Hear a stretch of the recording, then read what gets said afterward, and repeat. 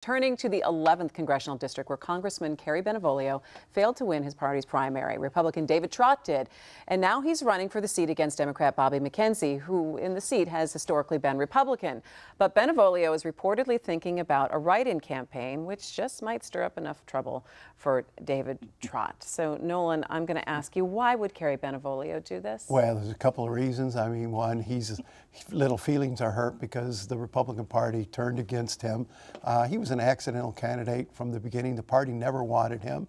Wouldn't have had him if McConnell hadn't walked off the dock. So one reason might be that he's just mad and wants to get even. And if he can be a spoiler, he might feel he's got his vengeance. The other reason, he's got a lot of campaign debt. And the other reason might be he's angling here for for a little help with those debts. So if he can rattle the cage a little, make some threats, and somebody comes along and puts a hand on his shoulder and says, "What do you need?" It may be as simple as that. That's kind of lousy. Yeah, well, it's politics. That's how these decisions often get made. I think the other interesting thing here, though, is the idea that this seat might be in play, and I don't really know if it is or not. It seems like a pretty Republican district, but I think what the Democrats are starting to say is that the polling numbers in the governor's race are starting to sort of show up in other places. In other words, that their advantage in this election might be stronger than they thought 4 or 6 months ago, and maybe that's a seat that then is attainable for them. And then I think you have to think about the first district up north, which was a Democratic seat and has been Republican for 2 terms. Does that flip? The Wahlberg seat, is that in play? But here's the truth is, I'm not sure that they can't spend money everywhere, and they're going to have to pick their spots at the start of the year or at the start of the campaign year. They had sort of targeted the 1st and the 4th. I don't see any evidence that they've fallen through yet with a whole lot of money there, though they have reserved some money. Both parties have reserved some money in the 1st district for campaign ads.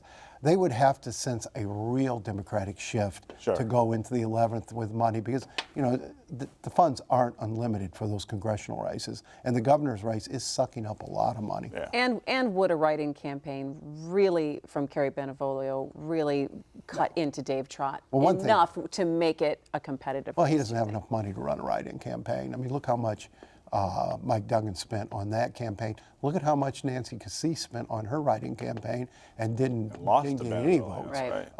So yeah, he may get a few votes, friends and family, but he doesn't have enough money to mount a campaign. So to expect people to come in there and write Bentivolio on a ballot, he may get a few hundred votes, but I don't think he's. I don't think that'll be the balance of that race. No. I think it'll be about relative Democratic strength statewide.